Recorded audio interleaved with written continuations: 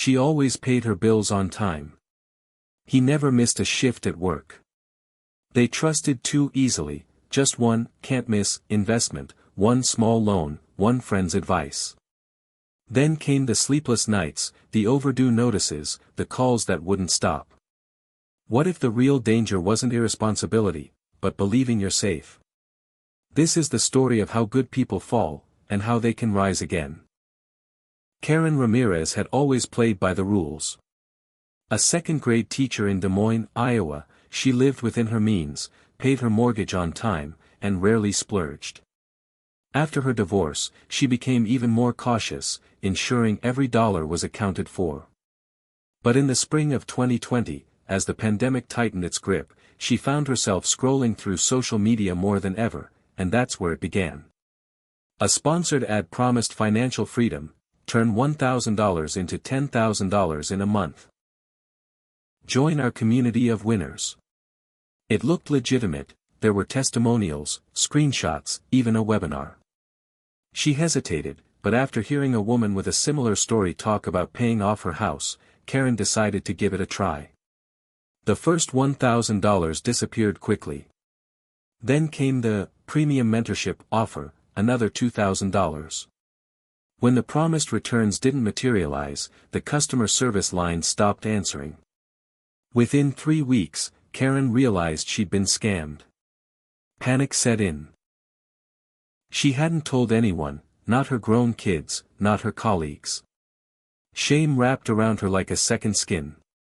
But the damage didn't stop there. Desperate to recover the money, she opened a credit card with a low introductory APR and tried to trade stocks based on YouTube tutorials. Losses piled up. Her savings were gone. What started as one mistake spiraled into a financial collapse. Karen's story isn't rare. In fact, according to the Federal Trade Commission, Americans lost over $10 billion to scams and fraud in 2023 alone, a record high. But fraud is only one of the traps. Another is the allure of easy credit. Between 2020 and 2024, average credit card debt in the U.S. rose to $6,501 per household, according to Experian. Many people, like Karen, turn to credit as a solution, not realizing they're sinking deeper. These aren't careless spenders. They're often responsible, middle-class individuals trying to solve a temporary crisis. The problem is that financial literacy doesn't always match the speed of modern financial traps. For Karen, the emotional toll was as heavy as the monetary loss. She began experiencing anxiety, lost sleep, and avoided conversations about money. But things began to shift when she attended a free webinar hosted by a local nonprofit focused on financial recovery after fraud. One speaker, a financial therapist, introduced a powerful concept: money shame keeps people stuck, healing begins with facing the truth. That night, Karen listed every debt, every transaction, and finally told her daughter what had happened. The next day, they created a plan. Karen's first move was calling each of her creditors. Surprisingly, several offered hardship plans, lower payments, interest pauses, and even forgiveness options. She also froze her credit reports to prevent further identity theft and filed a fraud complaint with the FTC. Then came the snowball method, a strategy where she paid off her smallest debt first, gaining momentum. With her daughter's help, she also picked up weekend tutoring jobs online, bringing in an extra $400 a month. 6 months later, she wasn't debt-free, but she was no longer sinking. Her credit score stabilized. She even began saving again, just $50 a paycheck, but it was progress. More importantly, she stopped hiding. She began volunteering with a financial education group, sharing her story with others, especially women over 50, those most likely to fall for financial scams, according to a 2023 AARP study. Karen's recovery didn't come from a miracle. It came from a shift, from silence to honesty, from reaction to strategy. She learned the hard way that good people can, and often do, fall prey to bad systems, persuasive cons, and dangerous half-truths. But she also learned something else: the road back is built on small, consistent steps, not shame. Derek Thompson had spent 2 decades building his dream. A self-employed contractor in Phoenix, Arizona, he prided himself on honesty, hard work, and the kind of reputation you couldn't buy. His business weathered recessions, housing bubbles, and pandemics. But in 2022, things started slipping. Material costs doubled, labor shortages dragged out projects, and clients delayed payments. Derek, who had always operated with a simple spreadsheet and a gut feeling, suddenly found himself juggling multiple debts, late invoices, and growing anxiety. He didn't know it yet, but he was already on the edge of collapse.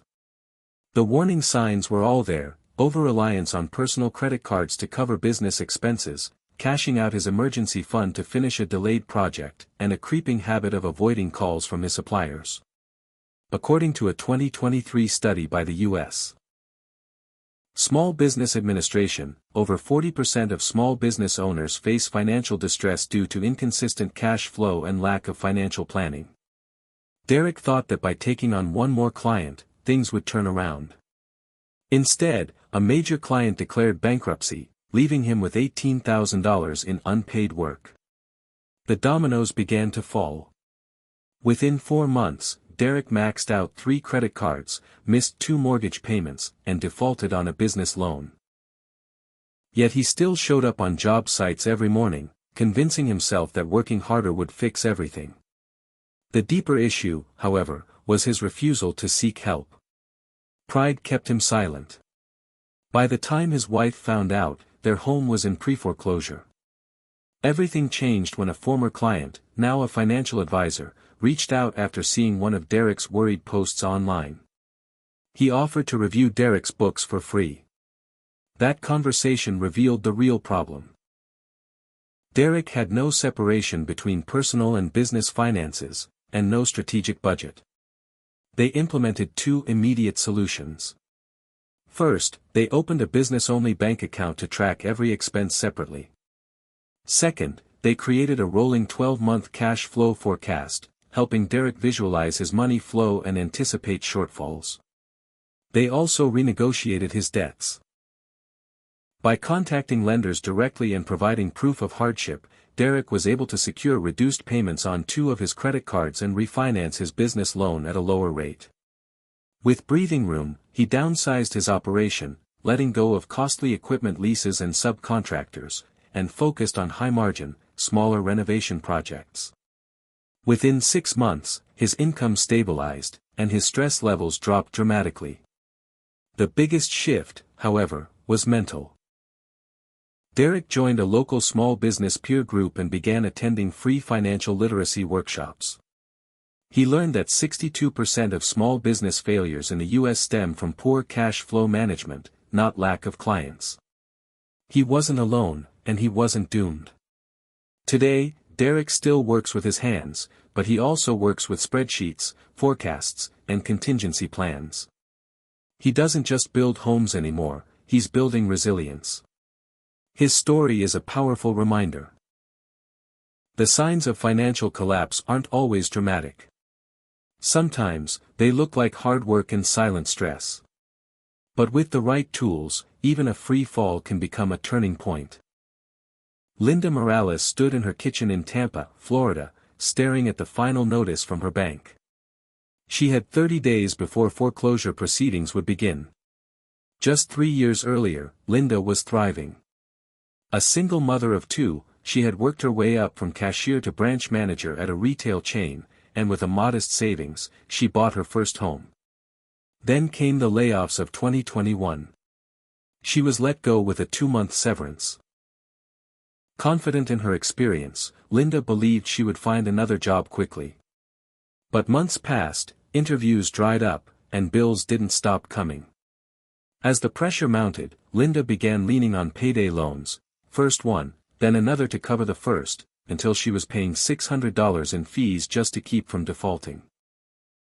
According to the Consumer Financial Protection Bureau, more than 80% of payday loans are rolled over or followed by another loan within 2 weeks, trapping users in a cycle of debt. Her credit cards, once used only for emergencies, were maxed out. She sold her car and relied on public transit. Her kids noticed the stress in her voice and the silent dinners. The final straw came when her electricity was cut off during a heatwave. Linda's turning point came through a free legal aid clinic recommended by her church.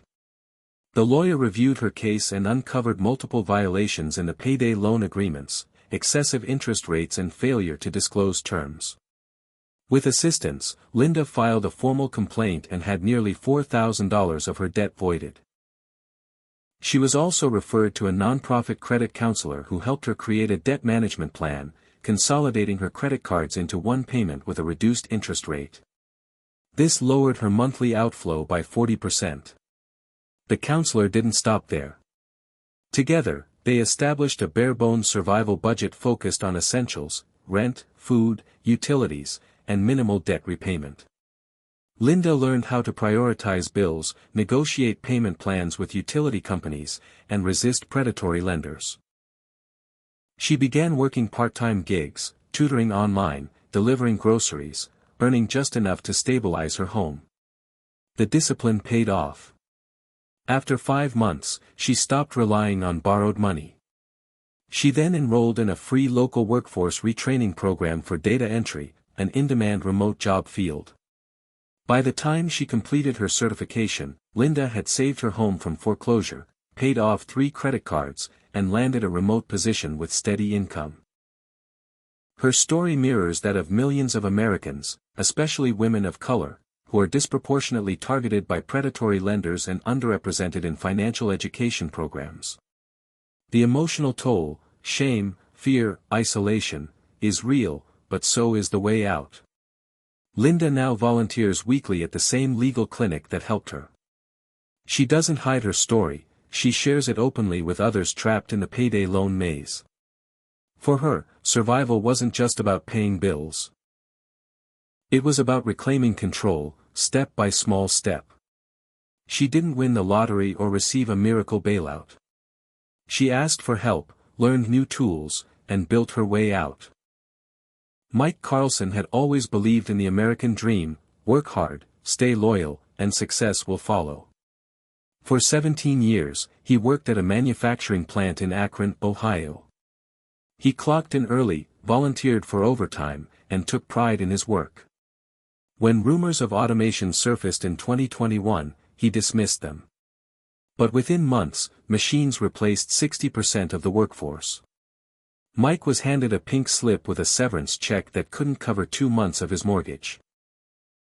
At 42, with no college degree and no backup plan, he faced an identity crisis and an empty savings account. Mike's story isn't unique. According to the U.S. Bureau of Labor Statistics, automation has displaced over 1.7 million blue-collar workers since 2018, many of whom struggle to pivot into new industries. Unemployment benefits helped briefly, but Mike, feeling embarrassed, didn't tell his wife how dire things were. He kept pretending everything was under control while secretly draining their joint savings to keep up with bills. As the months passed, the lies caught up to him. One night, his credit card was declined at the grocery store. That was when his wife found out everything. Angry and heartbroken, she urged Mike to seek help. But he felt paralyzed. The thought of retraining for a new job in his 40s terrified him. It was only after a desperate late-night Google search that he stumbled upon a local organization offering free career transition support for displaced workers. He signed up for a career counseling session, and what he learned shifted his mindset. The counselor explained that the job market had evolved, and so had the paths to employment. Mike didn't need a 4-year degree to get back on track. He needed a strategy. They worked together to identify Mike's transferable skills: mechanical problem solving, attention to detail, and discipline. He enrolled in a 12-week online certificate program in HVAC repair, funded through the Workforce Innovation and Opportunity Act, WIOA, which helps workers affected by job loss due to automation. During this time, they also built a crisis budget, cutting all non-essentials, negotiating his car loan, and applying for a mortgage forbearance under federal pandemic relief programs. By week 6 of training, Mike had a part-time apprenticeship lined up. By week 12, he was earning more than he had at the plant, with opportunities to grow. For the first time in years, he felt in control. But more importantly, he learned to separate his self-worth from his job title, a shift that kept him from spiraling back into shame and secrecy. Mike's story reveals a brutal truth: good people often fall through the cracks because they were never taught how to navigate a changing economy. The factory loyalty of the 90s no longer guarantees stability. The systems are changing, and those who survive are the ones who adapt. Mike adapted, through discomfort, fear, and uncertainty, and now uses his evenings to mentor other displaced workers. He no longer fears automation. He fears silence, the kind he once kept. Because the greatest threat to financial survival isn't the loss of a job. It's the refusal to ask, what's next? At first glance, Sarah Mitchell had everything under control. She was a 33-year-old ICU nurse in Phoenix, Arizona, earning over $85,000 a year during the pandemic. Her social media showed weekend getaways, a new SUV, and a remodeled kitchen. But behind the curated snapshots was a growing mountain of debt. Sarah had taken out a personal loan to cover the remodel, maxed out 2 credit cards during an unexpected family emergency, and signed up for a risk-free crypto investment platform that promised 40% returns in 90 days. Within 5 months, she was over $60,000 in debt. Sarah's experience is part of a larger trend. According to Experian, the average American consumer debt surpassed $100,000 in 2023, with millennials being the fastest-growing demographic for unsecured debt. What made Sarah's case more dangerous was the illusion of financial success. She earned well, paid minimum balances, and qualified for more credit, until she didn't. When interest rates rose and her crypto platform disappeared overnight, Sarah found herself drowning in payments she could no longer juggle. She skipped meals to make minimums and hid overdue notices in her car.